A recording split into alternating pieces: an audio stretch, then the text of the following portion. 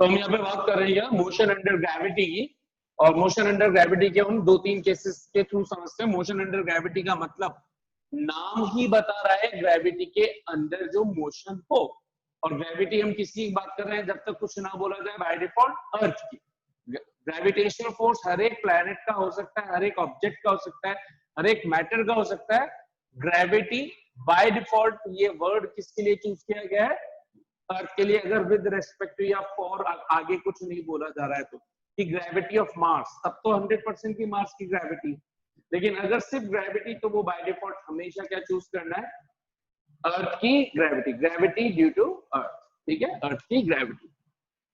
सो हम यहाँ बात कर रहे हैं, अब इसके अंदर इसका मतलब है कि जब अर्थ की ग्रेविटी, अर्थ, आपको ये इतना बताइए कि किसी भी ऑब्जेक्ट को ऊपर फेंका जाए या नीचे फेंका जाए या नीचे छोड़ा जाए, है ना, ऊपर फेंके या, अबे यार कैसे नहीं हो रहा है, गजब हो रहा है, तो मतलब बड़ी बेकार स्किल्स हो रही है। तो ये ऊपर फेंका जाए और या फिर इसको ऊपर से ड्रॉप किया जाए या फिर इसको नीचे थ्रो किया जाए, हर सिचुएशन में कोई भी ऑब्जेक्ट अर्थ पर नीचे की तरफ ही आता है because of the force of attraction of earth on any other object.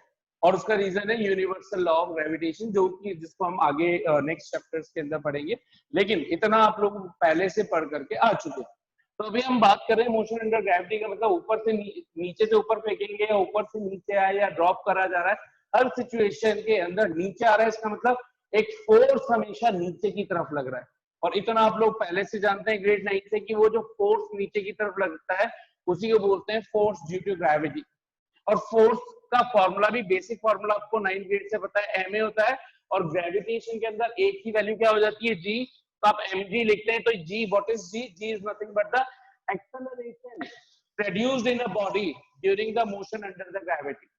Gravity के कारण, यानी कि ये जिस एक्सेलरेशन से किसी भी ऑब्जेक्ट को नीचे की तरफ अट्रैक्ट कर रही है, या नीचे आते टाइम ऑब्जेक्ट में जो एक्सेलरेशन प्रोड्यूस होगा, अगर बाकी सब फोर्सेस या जो भी रेजिस्टेंसेस हो, जैसे एयर रेजिस्टेंस हो गया या एयर प्रेशर हो गया, वो बाकी सारी चीजों को अगर नेग्लेक्ट करते हैं, आइडियल सिचुएशन जिसमें सिर्फ और सिर्फ फोर्स अप्लाई हो रहा हो, फोर्स ड्यू टू ग्रेविटी, उस समय अगर कोई ऑब्जेक्ट नीचे आ रहा होगा तो 100% उसका एक्सेलरेशन क्या बोला जाएगा, जी। ठीक इसी चीज को बोलते हैं क्या, मोशन अंडर ग्रेविटी। 3 सिचुएशंस में हम स्टडी करने वाले हैं। जब ऑब्जेक्ट को ऊपर फेंका जाए तब भी हमेशा फोर्स ड्यू टू ग्रेविटी नीचे लग रहा होगा, और अगर फोर्स नीचे लग रहा होगा तो कंपलसरी mg के थ्रू ये एक कोई ना कोई एक्सेलरेशन नीचे की तरफ जरूर प्रोड्यूस कर रहा होगा। आपने एक्सटर्नल फोर्स से फेंका है तो आपका एक्सटर्नल फोर्स ऊपर की तरफ होगा, और इससे जो ऑब्जेक्ट में एक्सेलरेशन आ रहा है वो ऊपर की तरफ होगा। तो एक एक्सेलरेशन है ऊपर और एक एक्सेलरेशन है नीचे, तो कुछ ना कुछ कंबाइंड नेट इफेक्ट आएगा। तो वो देखेंगे, ये सारी चीजें इस तरीके से चलती है। तो जब हम मोशन अंडर ग्रेविटी की बात कर रहे हैं तो हम एक ही वैल्यू, हम सिर्फ ये कंसीडर कर रहे हैं फोर्स ड्यू टू ग्रेविटी, वो क्या चीज हो रही है। तो देखिएगा यहाँ पर, लेट्स सपोज m मास का ऑब्जेक्ट है, इसको किसी इनिशियल वेलोसिटी u से थ्रो किया गया है वर्टिकली अपवर्ड डायरेक्शन में। तो ये वर्टिकली अपवर्ड डायरेक्शन के अंदर जाएगा, एक पर्टिकुलर लेवल तक ये जा पाएगा। ये ठीक ऐसे है जैसे अभी मैं फिर से आपको ये समझा रहा था, ये जैसे मान करें इसको मैं अगर थ्रो करूं हल्का से जेंटली, तो आपको पता चलेगा कि पर्टिकुलर हाइट तक जाएगा, वहां बहुत ही कम टाइमिंग के लिए। अगर इसको स्लो मोशन में देखिए तो फिर वो पता चलेगा कि हाँ एक जगह पे आकर के ठहर गया, रुक गया, एक जगह पे मैक्सिमम हाइट अचीव करेगा। यानी कि जिस भी फोर्स से आप फेंकेंगे उस फोर्स के अकॉर्डिंग वो पहले मैक्सिमम हाइट तक जाएगा। जब ये मैक्सिमम हाइट अचीव कर लेगा, उस जगह पे कुछ बहुत ही माइन्यूट टाइम के लिए, नेग्लिजिबल टाइम इंटरवल के लिए वहां पे ठहरेगा, आप उसको ऑलमोस्ट जीरो ही कंसीडर करोगे, और वहां से वो वापस नीचे की तरफ फॉल होना स्टार्ट हो जाएगा। तो हम क्या बोल रहे हैं यहाँ से, ये देखिए, जैसे ये मैंने पेन को ऊपर फेंका, तो आप देखिएगा यहाँ से फिर से एक पर्टिकुलर हाइट तक गया, वहां पे जैसे जैसे नीचे से ऊपर जा रहा है, इसकी क्या क्या हमें कंफ्यूजन मिल रहा है कि नीचे से जैसे मैंने ऊपर फेंका 10 मीटर पर सेकंड से मान लीजिए फेंक रहा हूं मैं, तो ऊपर जाते जाते इसकी स्पीड या वेलोसिटी कम हो रही है इसी वजह से। तो एक पर्टिकुलर लेवल के बाद वो रुक गया। अगर वेलोसिटी इंक्रीज हो रही होती तो कंटिन्यूएशन में ऊपर जाता जाता। इसका मतलब कोई ना कोई है जो मेरी वेलोसिटी का अपोज कर रहा है, इसकी वेलोसिटी को, मैंने जो एक्सटर्नल वेलोसिटी इसको प्रोवाइड करी है उसको ये अपोज कर रहा है, और इसकी वेलोसिटी को डिक्रीज कर रहा है, नेट वेलोसिटी को, इसका मतलब एक पर्टिकुलर हाइट पे जाके इसकी वेलोसिटी कम होते होते जीरो हो जाने की, और जहां जीरो जाएगी वहां से वापस लौट आएगा। तो इसको बोला गया है मैक्सिमम हाइट। ठीक है, let's suppose this is the maximum height H maximum. ठीक, और ये एच मैक्सिमम ही यहाँ पे किसका काम करेगी, डिस्प्लेसमेंट का, कि ऑब्जेक्ट की मोशन तो हो ही रही है, इनिशियल वेलोसिटी ही होती, हर पॉइंट पर इसकी वेलोसिटी कुछ ना कुछ डिफरेंट होगी क्योंकि कम होती जा रही है, और फाइनली पर्टिकुलर हाइट अचीव कर लेगा जिसको हमने एस या एच मैक्स बोल रखा है। इस जगह पे आकर के इस पॉइंट को अगर मैं ए पॉइंट बोल दूं तो बी पॉइंट पर आकर के, या इसको जी पॉइंट बोलते हैं, ग्राउंड पॉइंट, जी से इसको बोल देते हैं ए पॉइंट, जी से ए पर आया तो इस जगह पे आकर के इसकी फाइनल वेलोसिटी, एम मास के ऑब्जेक्ट की फाइनल वेलोसिटी जीरो हो गई। The velocity of this object has become zero. ठीक है, तो यहां तक समझ में आ गया। अब हम यहाँ पे बात कर रहे हैं, तो हमने यू मेंशन कर दिया कि इक्वेशन ऑफ मोशन के अंदर तीन चार चीजें हैं, एक यू है, एक एस है, एक टी है, ए है और बी है ना।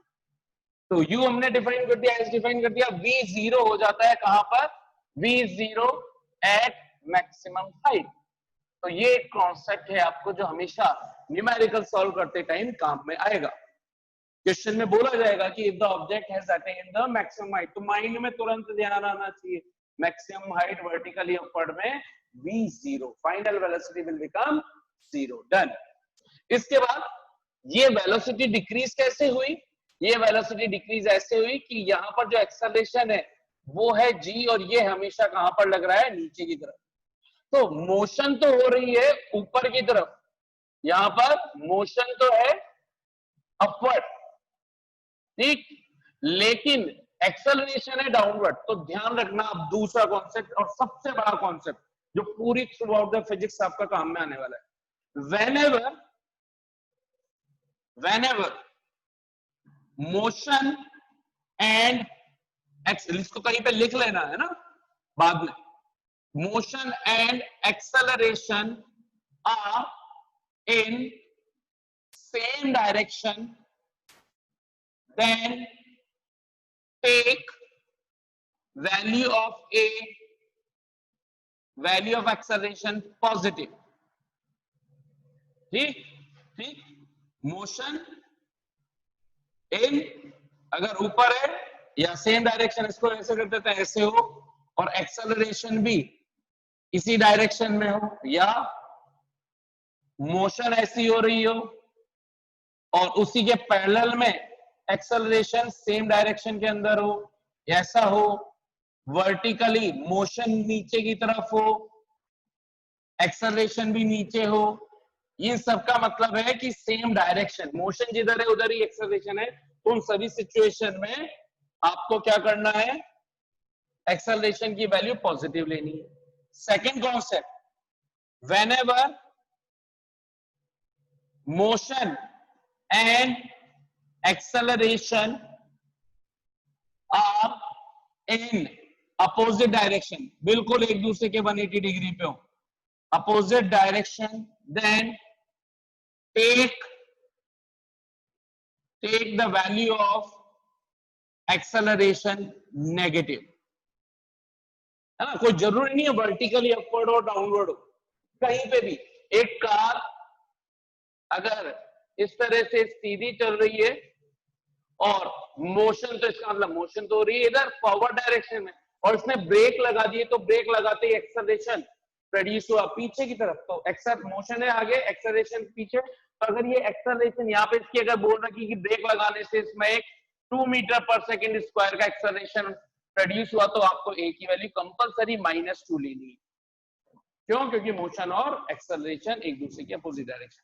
तो यहां पर ए की वैल्यू क्या चूज करनी है, माइनस, और ये जी -g चूज करते हो। लेट्स सपोज यहां से यहां तक की मोशन में टाइम लगा है स्मॉल टी टाइम इंटरवल, तो इसके लिए अगर मैं इक्वेशन फॉर मोशन लिखूं इस केस 1 के लिए, देन ये तो आपका कॉन्सेप्ट हो गया ना।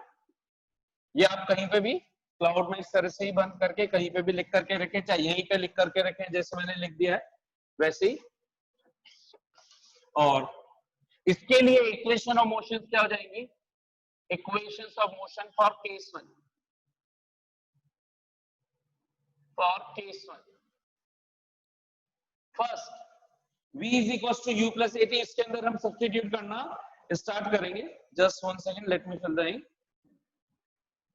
अभी तो equations of motion for case 1, तो आप सबसे पहले क्या करेंगे, आप जर्नल वाली इक्वेशंस लिखेंगे और उसके सामने आप इसको चेंज करेंगे. फर्स्ट हमारा होता है v is equal to u plus at. Concept मैंने क्या सीखा है, मोशन और एक्सेलरेशन के अकॉर्डिंग आपको देखना होता है. अगर जिस डायरेक्शन में मोशन है और बाकी के फैक्टर्स भी उसी डायरेक्शन में प्रोसीड हो रहे हैं, तो वो सभी फैक्टर्स पॉजिटिव कंसीडर किए जाएंगे. जो फैक्टर मोशन की अपोजिट डायरेक्शन में दिख रहे हो आपको, उनको नेगेटिव लेना है. तो देखा मैंने यहाँ पर v is equal to u plus at. v ऊपर की तरफ ही जा रही है. जैसे अगर मान लीजिए कार जा रही होती तो फाइनल वेलोसिटी हम ऊपर की तरफ ही इसको रिप्रेजेंट करते हैं, और मोशन भी ऊपर ही है तो v पॉजिटिव लेना है. u नीचे से ऊपर ही फेंक रहे हो आप, ऊपर की तरफ ही है तो u पॉजिटिव लेना है. a लेकिन नीचे की तरफ तो a माइनस g लेना है. t टाइम ऊपर की तरफ ही बढ़ रहा है, नीचे तो कम नहीं हो रहा है ना, मतलब नीचे तो बढ़ नहीं रहा है, टाइम ऊपर जाने पर ही बढ़ रहा है, तो t पॉजिटिव. इसका मतलब यहां पर ये क्या बन जाएगी, v is equal to u minus gt. First equation of motion इस केस 1 के लिए. सेकंड होती है f is equal to ut plus half at square. Displacement नीचे से ऊपर जा रहे हैं तो इंक्रीज हो रहा है, ऊपर की तरफ ये है डिस्प्लेसमेंट, नीचे से बढ़ रहा है बढ़ रहा है बढ़ रहा है, ऊपर की तरफ ही रिप्रेजेंट हो रहा है. तो s पॉजिटिव रहेगा, u पॉजिटिव और a नेगेटिव. तो a नेगेटिव होते यहाँ पर क्या हो जाएगा, माइनस हाफ gt स्क्वायर. ठीक है, a is equal to minus u. तो in this case s will be, यहाँ पे मैं लिख देता हूं, u positive, v positive, s positive और a negative minus g. t positive case 1 के लिए. Third v square is equal to u square plus 2as. बस यहाँ पे बाकी सब तो सेम ही रहेंगे. तो v square is equal to u square, a की जगह माइनस g, तो u स्क्वायर माइनस 2gs. आपने s को रिप्लेस h से करना चाहे तो वो h भी लिखा जा सकता है. If you are mentioning s is equals to h maximum whatever, then you can still write h here as well. तो बेटर है कि ऐसे ही रहने दो ताकि हमें पता ही रहता है ये सारी चीजें. So this is the case 1.